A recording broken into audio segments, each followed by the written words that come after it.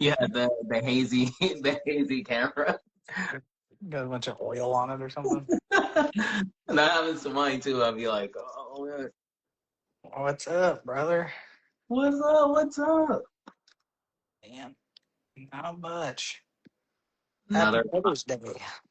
yeah, happy Mother's Day today. Bro, I didn't even realize it was Mother's Day till a couple days ago, actually. Right. I didn't honestly remember until yesterday. No, no. That's how it usually is. Yeah, yeah. You know, um, it being Mother's Day, it kind of got me thinking. We just had, a mutual, friend of ours in the hospital. Um, but I feel like, and I also know this from my own mother, but I feel like women have like maybe it's maybe a higher level, higher threshold for pain, or a different threshold to pain, but I feel like they have almost like a higher threshold for pain sometimes. Uh, like even saying some of my mom back in the day, like she would, she was interesting. I remember when I was a kid, she cut her finger and like literally like her fingers like halfway hanging off. I didn't see it directly, but the neighbor told me about it. Yeah. She said my mom was just sitting there, kind of like, "Oh, should I go to the hospital?" Or like her, where I would be freaking out if that happened to me. So I feel like, man, women have a different level of pain threshold. I mean, 100%. They say nothing's more excruciating pain than giving birth. I can only imagine. It's a trip seeing what women are capable of, especially mothers, and then looking at like how their psychology changes when they become a mother. And I'm sure you've experienced this of even becoming a father.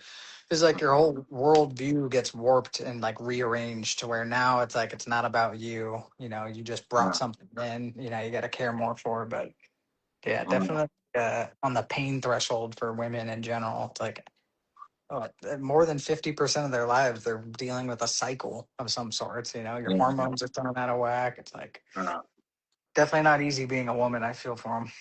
yeah, yeah. No, I think I feel like everything has a positive and negative. So I had this conversation with a friend of mine once before, like a long time ago. Um, your friend remember this conversation.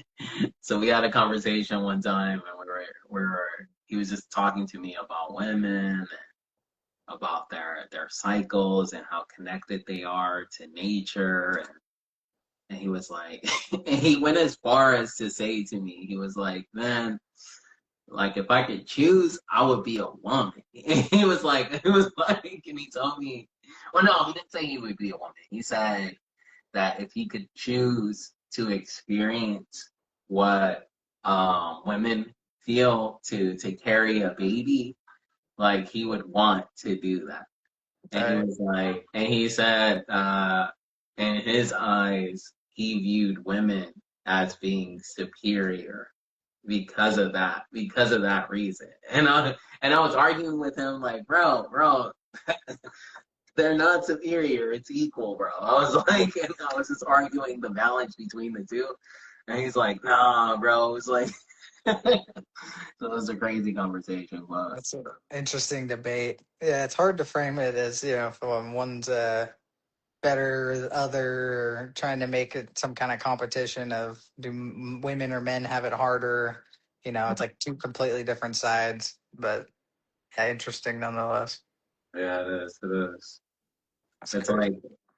like, because I feel like each, it's easy to like look at maybe like a man, certain aspects of men like as being better or superior, or certain aspects of women as being better or superior. But I think it all like balances out. So I don't really see like one as like higher than the other, but they are they may be superior in certain situations or certain times, but I think like it balances out. 100%. I think you look at the skill sets of women or mothers in general, and it's interesting when you see, they say like a mother's intuition as a Well, good one, and how women in general can have like a really strong intuition. It's typically not something that's like mystical. It's more of, for centuries they had to read rooms and support other women emotionally. So they were kind of like more driven and tapped into be to flex that intuitive muscle. You know what I yeah, mean? You can argue some men are like that too. I know even you yourself are probably one of the most intuitive guys I've met, where you're able to kind of get that gut instinct and run with it faster than others. But interesting from the women's standpoint is that end that they almost evolutionarily evolved in that kind of way. Same way that they say like one of the skills that women have compared to men is that they can taste. Their taste buds are in a different category.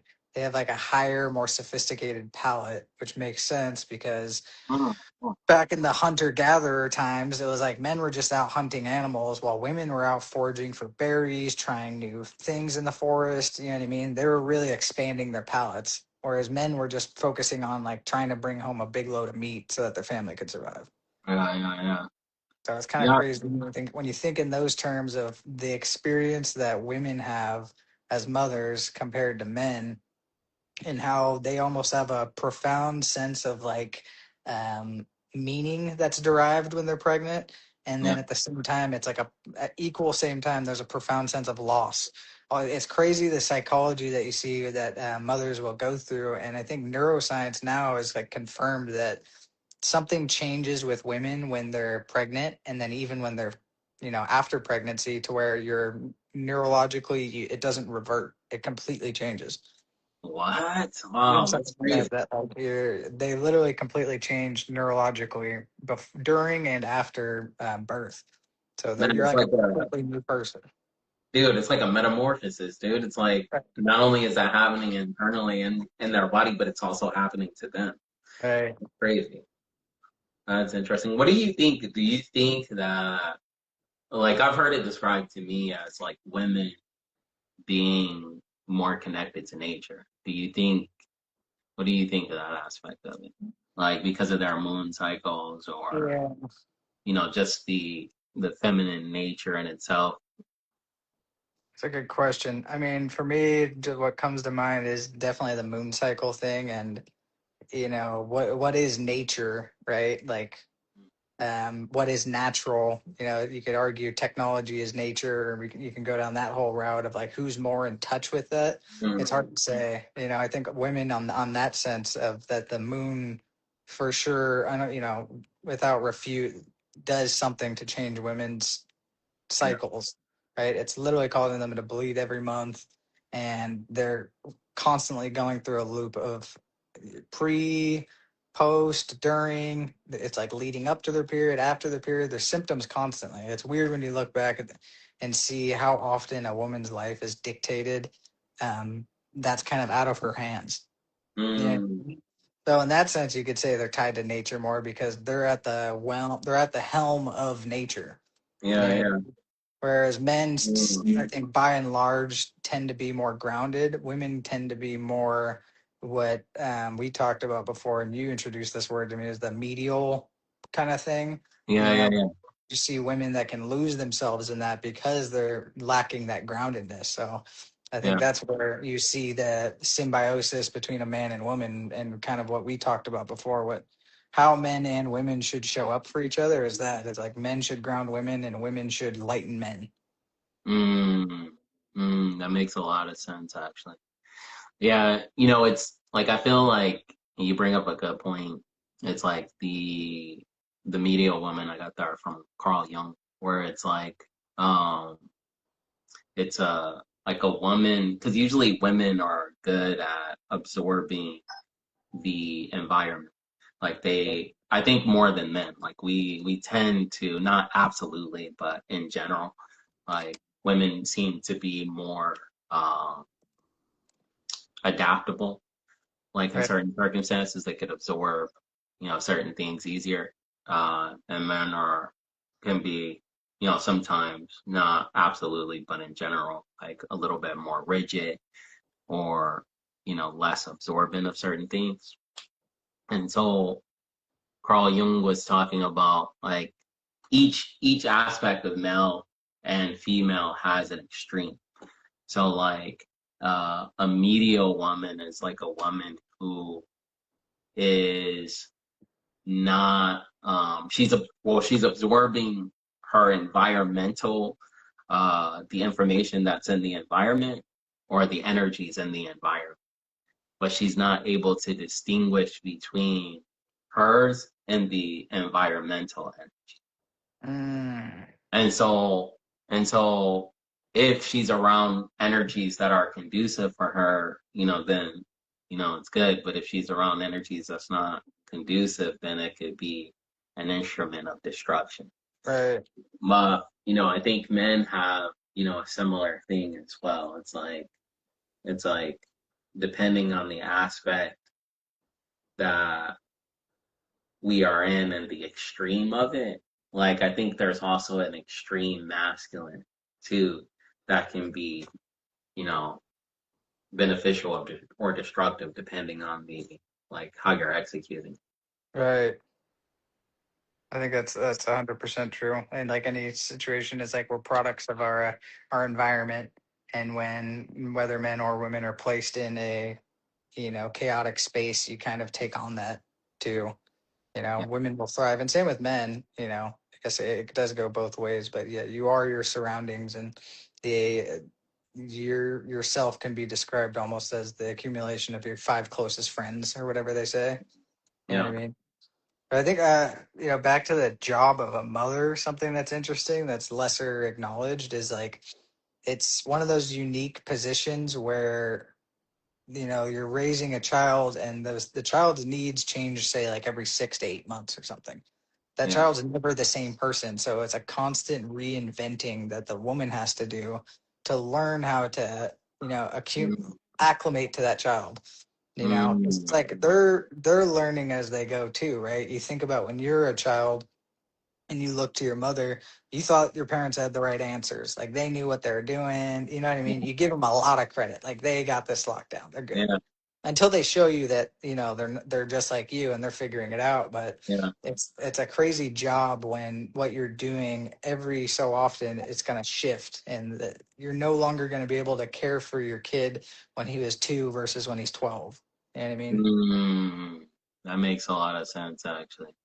That makes a lot of sense because it is changing so drastically actually. Like a teenager isn't the same thing as you're taking care of when they're a freaking 5-year-old. It's true. It's like that moment when you start growing up and you realize that your mother has an interior life before you. You know what I mean? Yeah, She yeah, has all of her own desires and fears and all yeah, this, and it like wakes you up that you're like, oh whoa, she's not just my mom, she's a person. yeah, dude. That's interesting you say that too because I think there was a like that there was a point in my childhood where that was an epiphany to me. Like I remember looking at some photos of my mother like when she was younger. She was like in her 20s or something like that. And I seen her in the picture and I was like, man, I never seen my mom look like this. I recognized her as my mom, but I was just like, I never seen my mom look like this. I was like, what? Right. Uh, I was That's kind of in shock. I was like, man, there was something that existed before my mom that I have here today. right. And I remember that reminds me of when I was a kid. One of the first times, I was probably in like the second or third grade, and I go to the bathroom, and one of my teachers is in the bathroom, like peeing right next to me, and I was so starstruck. I was just like, "Wait, what? He's not just a teacher? Yeah, just like, this guy pees too." And it's like when you're a kid, it's so crazy. You assume like everything is there almost for you. You know what I Yeah, mean? yeah, yeah. It's crazy. The mystery of the world like starts to expand when you realize, the deeper reality is that like no one has the answers. Like everyone's just a child that's grown up. You Yeah, know, yeah. Wow, that's wild, actually. That's interesting. that's a trick. That is a trip. Yeah. Like I remember that in a lot of different ways. At one time, I mean, this is off subject, but it just reminded me. At one time when I was a kid, I used to look at like the black and white movies, like or like TV shows or whatever, and I thought at that time in history everything was just black and white. Not that it was just I'm the sure you're not TV the only show. one. That's It's like, hilarious. oh, what a time. Like, damn, that was back when no one experienced color. Yeah. That's a trip. Bro, I think about that sometimes, like the mind of a child, like the things that are in a child's mind and the way we think as a child and how much of that is like really impacted by the the parent or on this Mother's Day, especially the mothers. Like I do think that in terms of like I don't think that obviously like I think both aspects of parents like is important, but I do think there is no replacement for like a mother's love. Like I For feel sure. like there is a some kind of power to that, like Yeah. a mother's love. 100%, man. And I No. think the statistics show too of you're more likely at kind of ending up in a rough place in life when you don't have um, both forces, and it's not always the case. You had an absent father. I had my situation of basically no memories of my mother. She passed really early, and then my father also very early. So it's not like you're predestined to be on a wrong foot if you don't have the proper nurturing in the conventional sense. But I think that there's something to be said, in the larger perspective that it's so crucial to have that nurturing foundation and that bounce as a child, of like a Mm. stern father who can give it to you straight and that loving mother. It's almost like you need the good cop, bad cop, Do right? you do you feel like you like because of your situation, do you feel like the world raised you or like do you feel like you because like for me I feel that because of the orientation of my mom she cared about a lot of things but she was also very like laid back in a lot of ways Mm, like she wasn't like a like hovering parent and I never had a father there who was like that structure, adding that structure. right, So in a lot of ways, actually, a monk told me this in the past. He said, the world raised you. right, It was like, you're lucky the world raised you, right? And I was like, huh. I was like, that's interesting. Like, I never had anyone say that to me, especially like that. Like, and he was just like, the world raised you. You were raised by the world because your mother wasn't she wasn't that type of person to provide you structure, and I didn't have a father there. right. So for you, do you feel like you were raised by the world, or I'd say so. I think, and I wouldn't go as far as to call it kind of luck. I would give, even yourself more credit there is that like, call it the I forgot if it's John Locke or one of these old thinkers, philosophers, the concept of the blank slate, that everyone comes into life as a blank slate and that your environment is kind of what dictates your attitude, your perceptions, how you are, how you hold yourself. And I don't, there's no like definite answer here, but I feel that there's something innate in each one of us that comes from birth. It's like and maybe it's just my wishful thinking, but I like to think like if you're a good person, you don't really necessarily need to be taught that. You know what I mean? mm, Like if you, interesting? Yeah, like yeah, yeah, you don't need those kind of guidelines growing up. I think it's how you start off in the world, and a huge component to it is your parents and your surroundings, your childhood, what yeah. you went through. Like all that stuff shapes you. But I could say for sure, yeah, like the world raised me equally as much as my surroundings. Like my support network was my brothers. You know what I mean? And then Mm, my mm, extended family, my aunt, uncle, they kind of took that role and helped fill those shoes to guide me on the right path. You know what I mean? mm, mm, What's interesting, back to that parenting thing, it made me think of it is like what you said. If you didn't have like that stern father figure, to kind of keep you in check, but you likely had someone else. It's interesting how naturally humans will do that for each other. Someone else in your close circle will go, he needs this. So they'll Mm, step up as kind of the temporary father figure for you. And then I had that with my older brother, did that when my dad passed. He was like, I'm going to be basically your father now, yeah. and kept like you jump into that role. But I think what's interesting is like, and you could probably resonate with this yourself of being a father is that you showed up for your kids in ways that your father didn't for you. So there's like a generational breaking that takes place. You know what I mean? Yeah. That some women dread when they say, "Oh man, I'm turning into my mother." You know what I mean? Mm, But at its core is like every generation of women and mothers that come around, they have to make the choice of, are they going to continue the same generational trauma that they were raised with, or are they going to be the ones to break that chain? You know what I mean? mm, Like you didn't fall into it in the sense that you had kids and then bounced on them or something. yeah. You know what I mean? Uh, You didn't continue that. You changed the cycle and no. showed up as the father that wanted to be that you didn't have, kind of thing. Yeah. That's true. It's like, and it also gets me thinking sometimes, like as a father, because I didn't have the the father, structure in the home. Like I didn't really have anything to kind of pattern from. Right. And so, like honestly, I think, I just learned through like experience of life, the little that I did see, of other people's relationships or, my friends who had, two parent homes or TV, you know what I mean? Like Right. just learning stuff from that. And so, like, I think that's an interesting aspect of it too. Like, it's interesting what you said with like, each person when you are born into the world is kind of like a blank slate, or like maybe a good person necessarily may have something innate in them that's naturally occurring that already makes them good. They don't necessarily have to be taught that. Right. So they've done experiments to kind of like see like if this is true.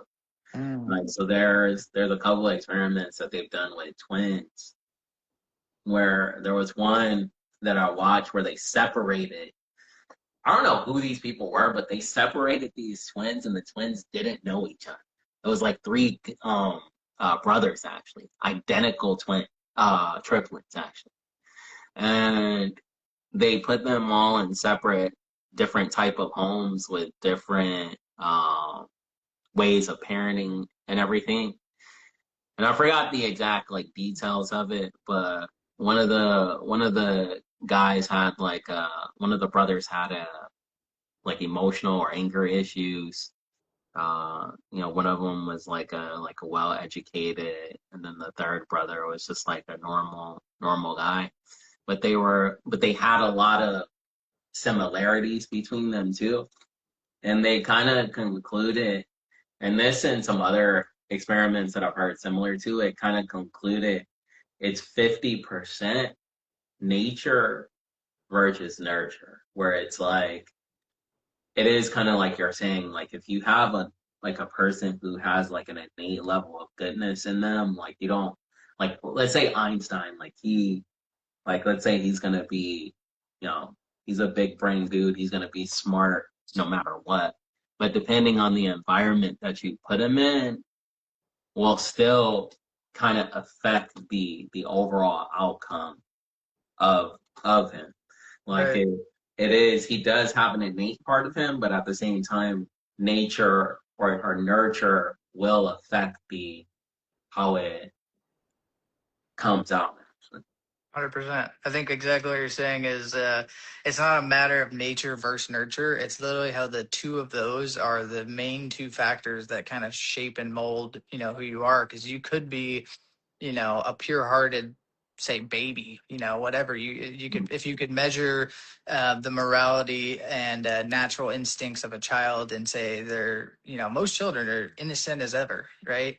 But then you have kids that are ruthless and want to like bully people, and there's differences in children, and sometimes they're shown that, and sometimes that naturally is something they tap into. But I think, like you said, is your environment is kind of what will also dictate how you are. You could be the best, purest hearted kid ever, but if you were born in Nazi Germany during that era, you're a part of Hitler Youth now. Are Yeah, you a bad kid? You know what I mean? yeah, It's like wherever your situation is dictates, kind of the cards you were dealt, and how you're going to operate from them. But yeah, I yeah. think it's always been a matter of nature and nurture, not kind of one versus the other. But as you Yeah. were talking, it reminded me of something of someone we both know that a story that stuck with me and is a good kind of tool to help people. And we've talked about this before too, of kind of giving people the benefit of the doubt, in the sense that, it's kind of a side tangent, but that what you are isn't anything more than, like, there's so many influences at play, right? Like when someone's acting out about something, or having an episode, or whatever you want to call it, you have to give them the benefit of the doubt, given you don't know where their head's at currently. You don't know what energetic forces are kind of at play there also. But tying it back to the kind of mother, parenting thing, a good way to view people and to have that, give them that benefit of the doubt and go lighter on people, is remembering that every man you encounter is the son of someone. Every woman you encounter is someone's daughter. You know what I mean? And That's I deep. feel, in this situation with a dear friend of ours, is the way that she was treating her partner. Um, as I'll try and put this succinctly to where I don't butcher it, but the way she was treating her partner was, say, not very respectable, and not in a way that she would want her own son to deal with women, right? So it's like when you're going at it with your partner, something you can do to help build that empathy for them is realizing that your man is the son of his mother, right? And if you Mm, yourself are a mother, you should kind of give that benefit of the doubt of like, why would you treat your man in a way that you wouldn't want your son to treat his woman, kind of that's thing. deep, actually. You know what I That's mean? deep. That's And a it, really good. That's a really good framework. right. Yeah, I remember when that all went down, and it was just thinking about it, of like, yeah, that's a good way to show, to have more compassion and love for even your own partner on the smaller scale, is remembering, that they're just a amalgamation of their past experiences, and just because they're not like the best communicator with you, doesn't like, you don't have to take things so personally when you consider all of the factors at play in life, you know? Yeah, yeah. Like a lot of people, don't realize just how much is at play, on the other side of things. It's where it's like you don't know. It's what you said. It's you don't know, what their history is, or why they communicate like that, or what trauma they have. A lot of times we just see it on the surface, and it is funny. It's like, even with you saying that, it's like I do think we in relationships we can get caught up with, oh, my wife or my girlfriend or whatever title we give them, Uh, and it removes the whole like history of like, oh, this wife has a father who wants her to be with someone who takes care of her, or who wants the best for her. uh, So yeah, that's interesting. it's Very pretty good. It's a compassion. good tool for sure. Exactly that is to have more compassion for people in general, and kind of in another sense, a little bit off topic, but in the same regard. And this one's kind of funny because I like to use this as a tool as well. Maybe you can relate. You know, when you say you encounter someone, and it makes me think of a girl I work with. That everyone in my workplace is very, all of them are Vietnamese and they're very jolly first thing in the morning, greeting you, good morning, happy. And there's this one woman that works with us that won't make eye contact with me and never says good morning. Right. Mm. And in the beginning, it kind of bothered me. I'm just like, all right, like, I'm taking it personally. And then I Yeah, kind of had to check myself afterwards and be like, man, you know what? I shouldn't take this personally. Sometimes people are insecure or sometimes you don't know where they're at, you know what I mean? And yeah, instead of having people's actions towards you where you take it personal, kind of like when you go out of your way and say hi to someone and they don't say anything back or they kind of give you a weird look, you yeah, think yeah, it's about you, but what you're not thinking of is that that person might just be highly insecure, or I mean it sounds dumb, it sounds bad, but they could just be dumb. It's like yeah, when you meet someone and they make really poor decisions and you see it as like an directed towards you, you have to give people that benefit of the doubt of like, just because you understand something in some way doesn't mean they do. And at the end of the day, there's just some people that are just flat out dumb. Like, and not that in a mean way, but like they're actually just like ignorant. You know what I mean? Like the people that yeah, can't read a room properly and give the yeah, same grace or yeah. manners. You know what I mean? And so Bro, I that's a good framework actually.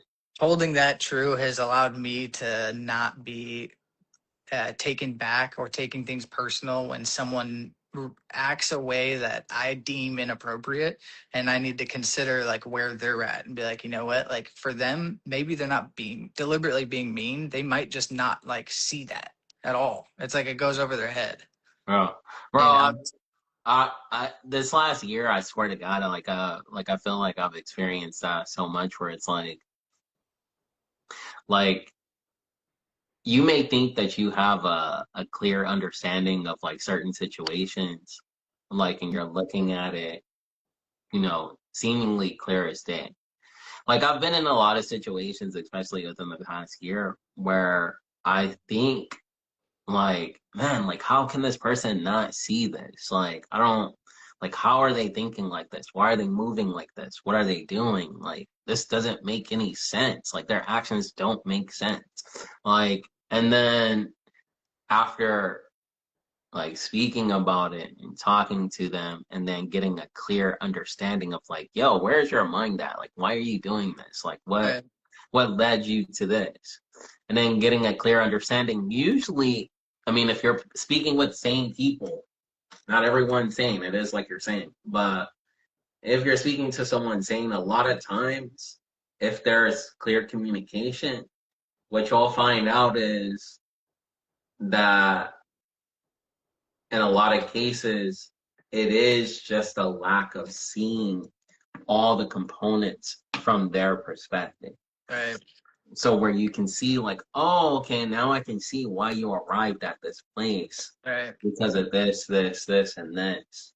Like whether it's wrong or right, like it does give you a clearer understanding of like, okay, like it's not like I'm not dealing with like a completely crazy person here. Like, Right. It's true in the sense that most people, and even in the bigger picture, is like the bad guys typically don't think they're bad guys. You know what I mean? mm, Dumb people, mm. dumb people tend to think they're not dumb. You know what I mean?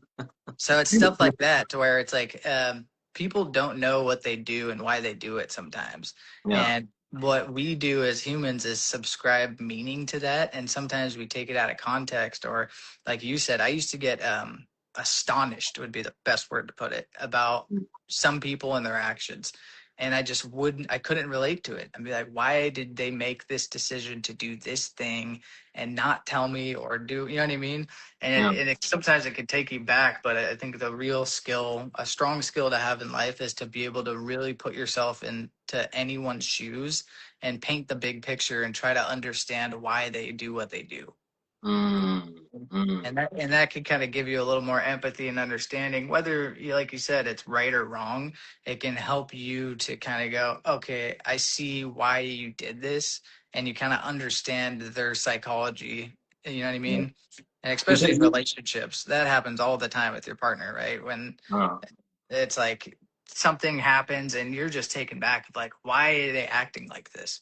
What did I do to deserve this? You know what I mean? And you can't really put yourself in their shoes because they're not communicating what's going on. So it's your job now to like physically try to transport yourself into their body and see what they're seeing. And then hopefully you can come to the end conclusion of like, look, I know why you're doing this, and you can resolve the problem better, hopefully. yeah, yeah, that's true. It's like even if they're like yeah, like I was saying, it's like even if they're not completely right, or even regardless of wrong or right, it's like sometimes just having that clear understanding of like the the thinking and why they arrived at the place that they did, or why they took the action that they took. Sometimes it's just like, oh, okay, I get it. Like, Right. get why you did that. Yeah, man, it's interesting. Yeah, that is interesting. But I think we've had another successful episode, my friend. Every time. Every time. Definitely, definitely. It's always good talking to you. We'll keep doing these episodes. Same time, Sundays, 11 a.m. And I think it's you guys are ahead, 2 hours ahead, Two right? hours up, yeah. Uh, Yeah. gotcha. Yes, sir. Appreciate the good talk as always. Not a problem. Not a problem. All right, brother. All right, bro. Love you, man. Love you. Love you. Thank you guys for joining.